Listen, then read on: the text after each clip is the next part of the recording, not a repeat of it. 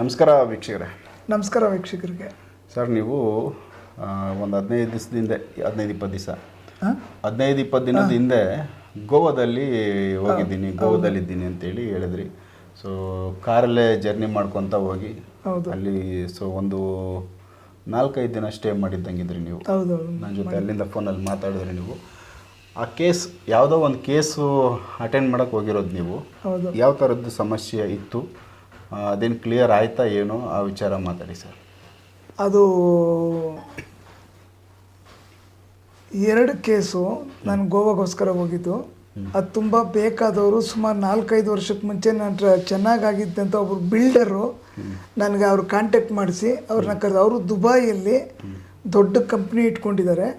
ಗೋವಾದಲ್ಲಿ ಅವ್ರದ್ದು fish land ಇದೆ, ತುಂಬ ಕೋಟ್ಯಾಧಿಪತಿ ಆ ಯಪ್ಪ. ಆ ಯಪ್ಪನಿಗೆ ಕಾಲಿನಲ್ಲಿ ಒಂದು ಕಣ್ಣು ಥರ ಓಪನ್ ಆಗಿತ್ತು, ಎಡಗಡೆ ಕಾಲಲ್ಲಿ. ಡಾಕ್ಟ್ರ್ ಹತ್ರ ಏನು ತೋರಿಸಿದ್ರು ಏನಿಲ್ಲ, ಇದೇನೋ ಗಾಯ ಆಗಿದೆ, ಅದಂಗೆ ಸರಿ ಹೋಗ್ತಿದೆ ಅಂತಾರೆ. ಇವ್ರು ಬರ್ತಾ ಕಾಲು ಹಿಂಗೆ ತಿರ್ಕೋತಾ ಇದೆ, ಹಿಂಗೆ ಅದು ತೋರಿಸ್ತೀನಿ, ಫೋಟೋ ಇದೆ. ಕಾಲಿಂಗೆ ತಿರ್ಕೊಳ್ತಾ ಇದೆ, ಕಾಲಿಕ್ಕಾಗದಲ್ಲ, ಕುಂಟ್ಕೊಂಡು ನಡೀತಾವ್ರೆ. ಕೋಟ್ಯಾಂತರ ರೂಪಾಯಿ ಕೊಡಿತಾ ಇದೆ ಅವ್ರಿಗೆ. ಎಲ್ಲ ಡಾಕ್ಟ್ರುಗಳ ಹತ್ರ ಅಲ್ಲಿ ಇಲ್ಲಿ ಎಲ್ಲ ತೋರಿಸ್ಬಿಟ್ರು. ಏನು ಮಾಡಿದ್ರು ಅವ್ರು ಏನೋ ಟ್ಯಾಬ್ಲೆಟ್ ಕೊಟ್ಟಿದ್ದಾರೆ, ಇಂಜೆಕ್ಷನ್ ಕೊಟ್ಟಿದ್ದಾರೆ, ಡ್ರೆಸ್ಸಿಂಗ್ ಮಾಡಿದ್ದಾರೆ, ಎಲ್ಲ ಮಾಡಿದ್ದಾರೆ, ಗಾಯ ಇಲ್ಲ. ಒಂದು ಕಣ್ಣು ಟೈಪು ಚಿತ್ರ ಬಂದಿದೆ, ಚಿತ್ರ ಅದು ತೋರಿಸ್ತೀನಿ. ಅದು ವಿಚಿತ್ರ ಕಣ್ಣೇ ಅನ್ನಿಸ್ತಿದೆ ನಮಗೆ. ಕಾಲು ನೆಲಕ್ಕೆ ಇಟ್ಟಿದ್ರೆ ಆಗ್ತಾ ಇಲ್ಲ, ಹಿಂಗೆ ನಡೀತಾರೆ. ಅದನ್ನು ತೋರಿಸ್ಬೇಕನ್ಬಿಟ್ಟು ನನಗೆ ಕರೆಸಿದ್ರು. ಅಂದರೆ ಅದನ್ನು ನೆಲಕ್ಕೆ ಅದು ಸೋಗ್ತಾ ಇಲ್ಲ, ನೆಲಕ್ಕೆ ಸೋಗ್ತಾ ಇಲ್ಲ, ಸೈಡಲ್ಲಿ ಹಿಂಗೆ ಹೋಗ್ತಾ ಇದೆ. ಅದು ವಿಚಿತ್ರವಾಗಿತ್ತು. ಕೊನೆಗೇನು ಮಾಡಿದ್ರು, ಅದ್ರ ಜೊತೆಗೆ ಇನ್ನೊಬ್ಬರು ಅವ್ರಿಗೆ ಪರಿಚಯ ಇರ್ತಕ್ಕಂಥವ್ರು, ಅವರು ತುಂಬ ಜೋರಾಗಿರೋ ವ್ಯಕ್ತಿ. ಅವ್ರಿಗೆ ಕಾಲು ಈ ನಮ್ಮದು ದುಬೈ ಎಪಿಸೋಡ್ ನೋಡಿಕೊಂಡು ಇವರು ಬಿಲ್ಡರ್ ನಾನು ಕರೆಸಿದ್ದು. 2 ಕಾಲು ಕಪ್ಗಾಗ್ಬಿಡ್ತು. 2 ಕಾಲು ಕಪ್ಗಾಗಿ ಇದು ಕಾಲು ತೆಗಿಬೇಕು ಅಂತ ಡಾಕ್ಟ್ರು ಅವ್ರಿಗೆ ಸಜೆಷನ್ ಕೊಟ್ಬಿಟ್ರು. 2-3 ಕಡೆ ಹೋದ್ರಂತೆ ಬ್ಲಡ್ ಬ್ಲಾಕ್ ಆಗಿದೆ, ಕಾಲು ತೆಗಿಬೇಕಂತ. ಸರಿ, 2 ನೋಡ್ದಂಗೆ ಆಯ್ತು. ಎಷ್ಟು % ಆಗುತ್ತೋ ಬಿಡುತ್ತೋ ನನಗೆ ಗೊತ್ತಿಲ್ಲ. ಸರಿ, ನಾನು ಓಕೆ ಬರ್ತೀನಿ ಅಂತಂದೆ. ಸರ್ ಹೊಟ್ಬಿಟ್ಟೆ. ಅಲ್ಲಿ ಅವ್ರನ್ನ ಇನ್ಸ್ಪೆಕ್ಷನ್ಗೆ ಅಂತ ಅಂದ್ಬಿಟ್ಟು ಅವ್ರ ಮನೆಗೆ ಹೋದಾಗ ಅವರು ಕಾಲಲ್ಲಿ ಕಣ್ಣಿದ್ದಂಥ ವ್ಯಕ್ತಿಗೆ ಫಸ್ಟು ಅಟೆಂಡ್ ಮಾಡಿದೆ, ನೋಡಿದೆ. ರೆಡಿ ಮಾಡ್ಬೋದು, ಇದು ಏನಂತ ನಂಗೆ ಗೊತ್ತಾಗ್ತಾ ಇಲ್ಲ, ಬಟ್ ನಾನು ಒಳಗಡೆ ಡೀಪ್ ಸೆಕ್ಷನ್ಗೆ ಹೋದಾಗ ನಾನು ಹೇಳ್ತೀನಿ. ಅಲ್ಲೆಲ್ಲ ಫೋಟೋಸ್ ತೊಗೊಂಡೆ, ನೋಡಿದೆ, ಮಾಡಿದೆ. ಆ ಇನ್ನೊಂದು ಕಾಲು ಕಪ್ಗಾಗಿದ್ದಂಥ ವ್ಯಕ್ತಿಗೆ ನಾಳೆ ಬೆಳಗ್ಗೆ ಆಪ್ರೇಷನ್ಗೆ ಡೇಟ್ ಬುಕ್ ಮಾಡ್ಕೊಂಡಿದ್ರು. ಸರಿ ಆಯಿತು ಅಂತ ಅವ್ರಿಗೂ ಫೋಟೋಸ್ ತೊಗೊಂಡು ಅವ್ರ ಮಾತುಕತೆ ಮಾಡಿ ವಾಪಸ್ ನಾನು ಬೆಂಗಳೂರು ಬಂದ್ಬಿಟ್ಟೆ. 3 ಡೇಸ್ ಇದ್ದೆ, ಬೆಂಗಳೂರು ಬಂದ್ಬಿಟ್ಟೆ. ಸೊ ಬೆಂಗಳೂರು ಬಂದಮೇಲೆ ಇಲ್ಲಿ ಕೂತ್ಕೊಂಡು ನಾನು ಅಟೆಂಡ್ ಮಾಡಿದೆ. 24 ಗಂಟೆಲಿ ಕಾಲು ನೋವು ಕಮ್ಮಿ ಆಯಿತು.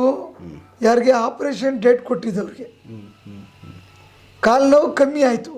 ಆ ಕಪ್ಪು ಅನ್ನೋದು ಯೂಶಲಿ ಒಂದು 10-15 ದಿವಸ ಆಗುತ್ತೆ ಕಮ್ಮಿ ಆಗೋದು.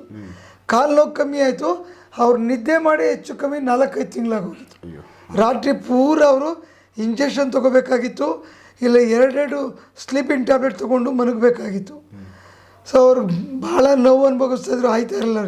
ಕಾಲು ಹಿಂಗೆ ಕೆಳಗಡೆ ಬಿಟ್ಟರೆ ಕಾಲು ಹಿಂಗೆ ನಡುಗ್ತಾ ಇರೋದು, ಹಿಂಗೆ ನಡುಗ್ತಾ ಇದ್ದು. ಕಾಲು ಎತ್ತಿ ಹಾಸಿಗೆ ಮೇಲೆ ಇಕ್ಕೋಬೇಕಾಗಿತ್ತು. ಎದುರ್ಕೋಬೇಡಿ ಅಂತ ಹೇಳಿ ಬಂದಿದೆ. ಕೊನೆಗೆ ಕಾಲು ನೆಲದ ಮೇಲೆ ಇಕ್ಕೋ ಲೆವೆಲ್ಗೆ ಆಯಿತು ಅವ್ರದ್ದು, ನೆಲದ ಮೇಲೆ ಇಕ್ಕೋ ಲೆವೆಲ್ಗೆ ಆಯಿತು. ಬಟ್ ಇವಾಗ ಒಂದು ಮಟ್ಟಕ್ಕೆ ಕಾಲ ಮೇಲೆ ನಿಂತ್ಕೋತಾರೆ ಅನ್ನೋ ಮಟ್ಟಕ್ಕೆ ಬಂದಿದೆ ನ್ಯೂಸು. ಈಗ ಭಾನುವಾರ ರಾತ್ರಿ ನನಗೆ ಹಬ್ಬ ಇದೆ, ಆದರೂ ಕೂಡ ಅವ್ರನ್ನ ಬಿಡ್ತಾ ಇಲ್ಲ. ಭಾನುವಾರ ರಾತ್ರಿ ನನಗೆ ಫ್ಲೈಟ್ ಟಿಕೆಟ್ ಹಾಕಿದರೆ ಸೋಮವಾರ ನೈಟ್ ಹೊಟ್ಟೋಗ್ತೀನಿ. ಭಾನುವಾರ ಸೋಮವಾರ ಬೆಳಗ್ಗೆ ಇನ್ಸ್ಪೆಕ್ಷನ್ ಮಾಡ್ಕೊಂಡು ಸೋಮವಾರ ಮಧ್ಯಾಹ್ನ ಫ್ಲೈಟ್ಗೆ ವಾಪಸ್ ಬರ್ತಾಯಿದ್ದೀನಿ. ಯಾಕಂದರೆ ಆಮೇಲೆ ಕಾಲಲ್ಲಿ ಕಣ್ಣು ಥರ ಕಾಣಿಸ್ತಾ ಇತ್ತು. ಆ ವ್ಯಕ್ತಿಗೆ ಹೆಂಗೆ ಅಂದರೆ ಕಾಲಿಗೆ ಚೆನ್ನಾಗಿ ಊರ್ತಾ ಇದ್ದಾರೆ, ಚೆನ್ನಾಗಿ ನಡೀತಾ ಇದ್ದಾರೆ. ಒಳಗಡೆ ಒಂದು ಮುಳ್ಳಿಲ್ಲ, ಒಂದು ಏನೂ ಇಲ್ಲ, ಒಂದು ಸಪ್ಟಿಕ್ ಇಲ್ಲ, ಒಂದು ಗಾಯ ಏನು ತೊಂದರೆ ಇಲ್ಲ. ಬಟ್ ಹಿಂಗೆ ಸ್ವಲ್ಪ ಗಾಯದ ಥರ ಆಯಿತು. ಅದಕ್ಕೆ ಮೆಡಿಸಿನ್ ತೊಗೊಂಡ್ರು, ಒಣಗೋಗ್ಬಿಡ್ತು. ಬಟ್ ಒಂದು ಕಣ್ಣು ಥರ ಒಂದು ಮಾರ್ಕ್ ಬಂದ್ಬಿಡ್ತು. ಬರ್ತಾ ಬರ್ತಾ ಈ ಹೆಬ್ಬೆಳ್ಳಿಂಗ್ ನಡೆದು ಹೆಬ್ಬೆಳ್ಳಿಂಗ್ ಟರ್ನ್ ಆಗಿದೆ. ಆ ಫೋಟೋಸ್ ನಿಮ್ಗೆ ಕೊಡ್ತೀನಿ, ಫೋಟೋ ಹಾಕಿ ಏನು ತೊಂದರೆ ಇಲ್ಲ.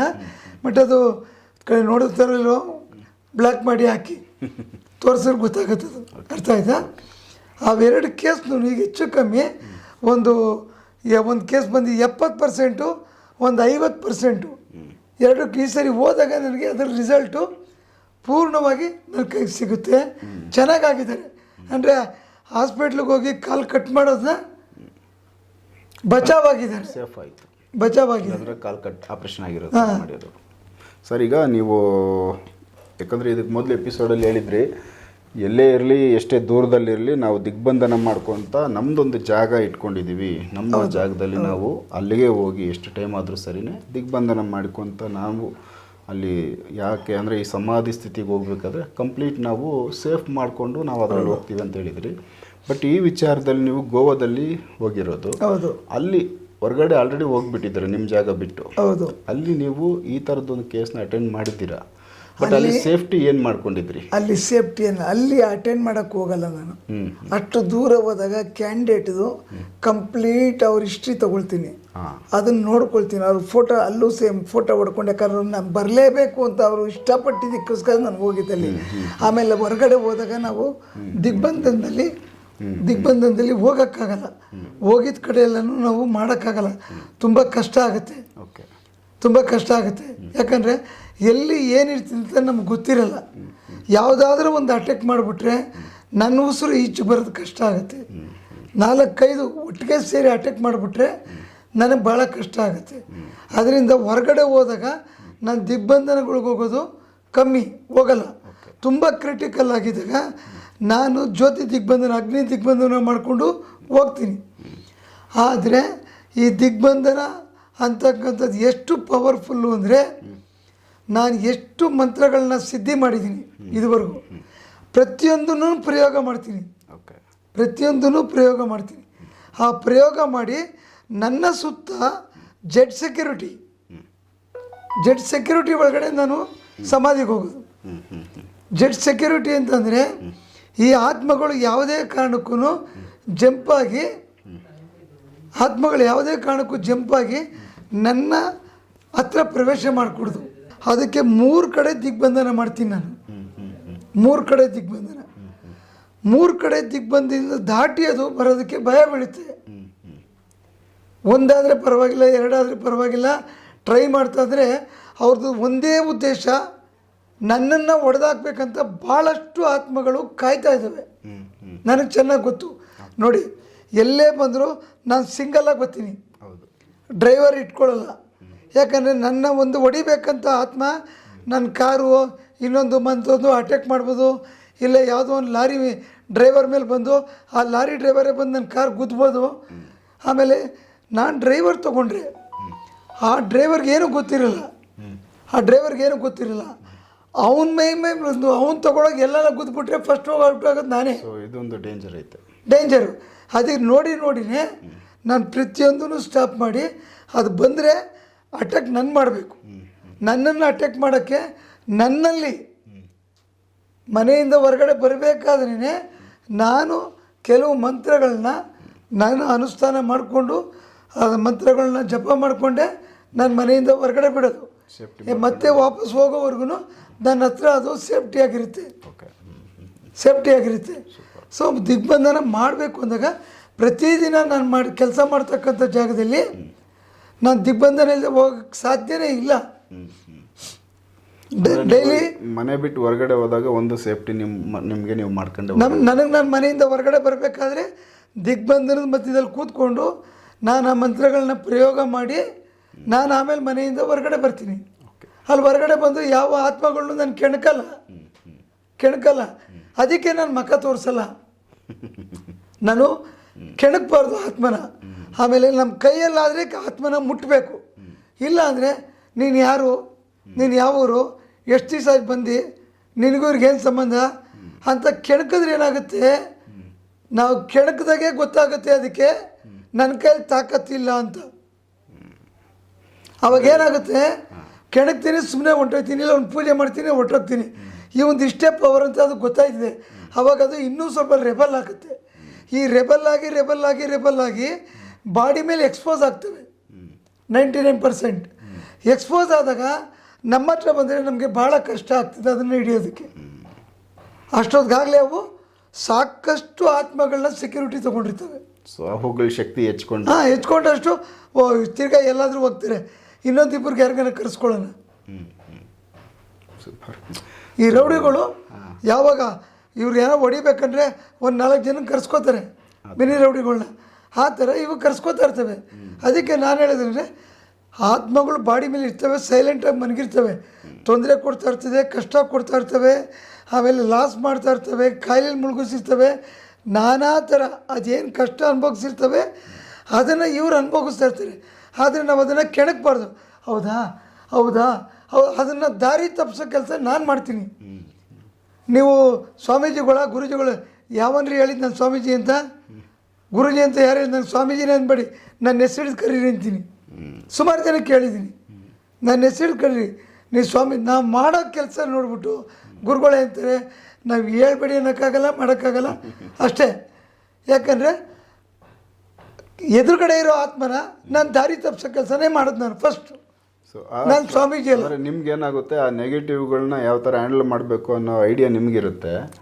ಅದನ್ನು ನೀವು ನಿಮ್ಮ ಒಂದು ಆ್ಯಂಗಲಲ್ಲಿ ನೀವು ಮಾಡ್ತಾ ಇರ್ತೀರ. ಬಟ್ ಹೊರಗಡೆಯಿಂದ ನೋಡೋರಿಗೆ ಅದು ಗೊತ್ತಾಗೋದಿಲ್ಲ. ಹಾಗಾಗಿ ನಿಮ್ಮನ್ನ ಡೈರೆಕ್ಟ್ ನಿಮಗೆ ಫಸ್ಟ್ ನಂಬರ್ 2ನೇ ಎಪಿಸೋಡಲ್ಲಿ ಹೇಳಿದ್ದೀನಿ, ಗಡ್ಡ ಮೀಸೆ ಬರ್ತಾಯಿದ್ದು ಒಂದು ಹೆಂಗಸು ಕರ್ಕೊಂಡು ಹೋಗ್ಬಿಟ್ರು, ನನ್ನ ಮುಂದೆ ಕುಂಡ್ರಿಸಿದ್ರು. ಆ ಎಮ್ಮ ಇದ್ದಿದ್ದು ಹೈಟ್ಗೆ ನನಗೆ ಒಂದೇ ಹೊಡೆದ್ರೆ ಅಲ್ಲೇ ಮುಗಿದೋಗ್ತಿದ್ದೆ ನಾನು. ಆ ಎಮ್ಮ ಈಚೆ ಕಡೆ ರೂಮಿಂದ ಬಂದ ತಕ್ಷಣ ಫಸ್ಟು ಕ್ವಶನ್ ಹಾಕಿದೆ, ನೀವೇನು ದೇವಭೂತ ಹಿಡಿತೀರೇನ್ರಿ ಅಂತ ಅಂದರು. ಸುಂದಿರಮ್ಮ, ನನಗೆ ದೇವಭೂತ ಅಂದರೆ ಭಯ ಆಗುತ್ತೆ, ನನಗದೆಲ್ಲ ಇಲ್ಲ, ನಾವು ವಾಸ್ತು ನೋಡೋರಮ್ಮ ಅಂದೆ. ಓಹೋ, ನೀವು ವಾಸ್ತು ನೋಡೋರಾ? ಸರಿ, ಏನು ತೊಂದರೆ ಇಲ್ಲ. ಅದೇ ಇವನು ನನ್ನ ಗಂಡ ನನಗೆ ದೆವ್ವ ಐತೆ ಪೀಡೆ ಐತೆ ಕರ್ಕೊಂಬಂದಿರೋ ನಿಮ್ಮ ಅಂತ ಅಂದ್ಬಿಟ್ಟು ಯಜಮಾನ್ರಿಗೆ ಬೈತಾ ಇದ್ದಾಳೆ ಅಮ್ಮ. ನಾನು ಸೇಫ್. ಅವಾಗ ಹಾಲಿಲ್ಲ ನಿಮಗೆ ಕಾಪಿ ಮಾಡ್ಕೊಡೋಕ್ಕೆ, ಅದು ಏನು ಬೇಡ ತಾಯಿ, ನೀವು ಆರಾಮಾಗಿ ಮನ್ಕೊಳ್ಳಿ ಅಂದೆ. ಯಾಕಂದರೆ ಅದಕ್ಕೆ ಕನ್ಫರ್ಮ್ ಮಾಡಿದೆ, ನಾನು ಗುರುಜಿ ಅಲ್ಲ ಅಂತ ಕನ್ಫರ್ಮ್ ಮಾಡಿದೆ. ನಾನು ಹೌದು ಹಿಡಿತೀನಿ ಅಂದಿದ್ರೆ ನನಗೆ ಗ್ರಾಚಾರ ಕಟ್ಟಿಟ್ಬಿಡ್ತಿ.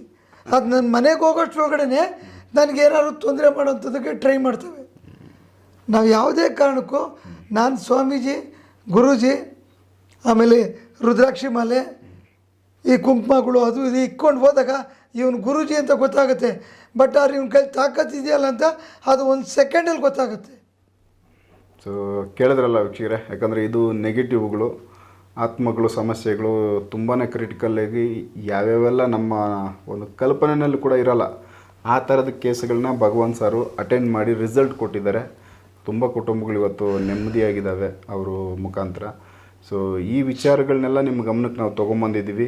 ಯಾವ ಥರ ಒಂದು ಸೇಫ್ಟಿ ಬೇಕಾಗುತ್ತೆ, ಒಂದು ಆತ್ಮನ ಹೋಗಿ ಅದನ್ನು ತೆಗಿಬೇಕು ಅಂದರೆ ಇವರು ಎಷ್ಟು ಸ್ಟ್ರಾಂಗ್ ಆಗಿರಬೇಕು, ಇವರು ಸುತ್ತಮುತ್ತ ಎಷ್ಟು ಒಂದು ಸೇಫ್ಟಿ ಬೇಕಾಗುತ್ತೆ ಅನ್ನೋದು. ಸ್ವಲ್ಪ ಯಾಮಾರಿದ್ರೂ ಇವ್ರಿಗೆ ತೊಂದರೆನೇ ಅದು. ಹಾಗಾಗಿ ಇವರು ಅಷ್ಟು ಅಚ್ಚುಕಟ್ಟಾಗಿ ಯಾವುದಕ್ಕೂ ಯಾಮಾರ್ದಂಗೆ ಎಷ್ಟೇ ಬಂದೋಬಸ್ತ್ ಇದ್ದರೂ ಕೆಲವೊಂದು ಸರಿ ಹೆಚ್ಚು ಕಮ್ಮಿ ಆಗಿದೆ, ಅನುಭವಿಸಿದ್ದಾರೆ, ಆ ಫೀಲಿಂಗ್ ತೊಗೊಂಡು ಅದನ್ನು ಸರಿ ಮಾಡ್ಕೊಂಡಿದ್ದಾರೆ. ಆದರೂ ಕೂಡ ಈ ಕ್ರಿಟಿಕಲ್ ಕೇಸ್ ಇದು ಅಟೆಂಡ್ ಮಾಡೋದೇ ತುಂಬ ಡೇಂಜರು. ಈ ಥರದ್ದು ಯಾರೂ ಮಾಡೋಕ್ಕೆ ಹೋಗಲ್ಲ, ಯಾಕಂದರೆ ಇದು ಸಿಂಪಲ್ ವಿಚಾರನೂ ಅಲ್ಲ. ಹಾಗಾಗಿ ಈಗ ಸುಮಾರು ಜನ ಹೇಳ್ತಾರೆ ಸರ್ ಬಂದವರು, ಏನು ಹೇಳಿ, ಇದ್ಮೇಲೆ ತುಂಬ ಸ್ಟ್ರಾಂಗ್ ಆಗಿರೋ ಆತ್ಮ ಇದೆ, ಇದು ನಮ್ಮ ಕೈಲಾಗಲ್ಲ, ಎಲ್ಲ ಬೇರೆ ಕಡೆ ಮಾಡಿಸ್ಕೊಳ್ಳಿ ಅಂತ ಅಂದ್ಬಿಟ್ಟು ಸುಮಾರು ಜನ ಹೇಳಿ ಕಳಿಸ್ಬಿಟ್ಟಿದ್ದಾರೆ. ಯಾಕಂದರೆ ನಾನು ಏನಕ್ಕೆ ಚಾಲೆಂಜಾಗಿ ತಗೋತೀನಿ ಅಂದರೆ, ನಾನು ಅದರ ಆತ್ಮದ ಆಳ ಉದ್ದನ ಸಾಕಷ್ಟು ಅರ್ಥ ಕುಡಿದ್ಬಿಟ್ಟಿದ್ದೀನಿ. ನಾನು ಏನು ಮಾಡಿದ್ರೆ ಅದು ಏನು ಮಾಡ್ತೀನಿ ಅಂತ ನನಗೆ ಗೊತ್ತಿರ್ತದೆ.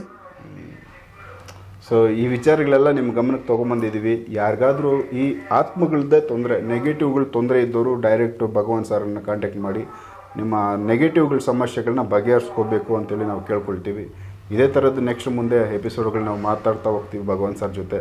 ಅವರಲ್ಲಿ ಆಗೋ ಅನುಭವಗಳು, ಎಕ್ಸ್ಪೀರಿಯೆನ್ಸ್ಗಳು, ಹೊಸ ಕೇಸುಗಳು ಅವ್ರ ಜೊತೆನೂ ಮಾತಾಡಿ, ಆ ಕ್ಲೈಂಟ್ಗಳ ಜೊತೆ ಮಾತಾಡಿ ಅವರ ಅನುಭವವನ್ನು ನಿಮ್ಮ ಮುಂದೆ ನಾವು ಶೇರ್ ಮಾಡಿಸ್ತಾ ಇದ್ದೀವಿ, ಮುಂದೆನೂ ಮಾಡಿಸ್ತಾ ಹೋಗ್ತೀವಿ. ಸೊ ಈ ವಿಡಿಯೋಗಳನ್ನ ಯಾರಿಗಾದ್ರೂ ತೊಂದರೆಯಲ್ಲಿರೋರಿಗೆ ಶೇರ್ ಮಾಡಿ ವೀಕ್ಷಕರೇ. ನಮಸ್ಕಾರ.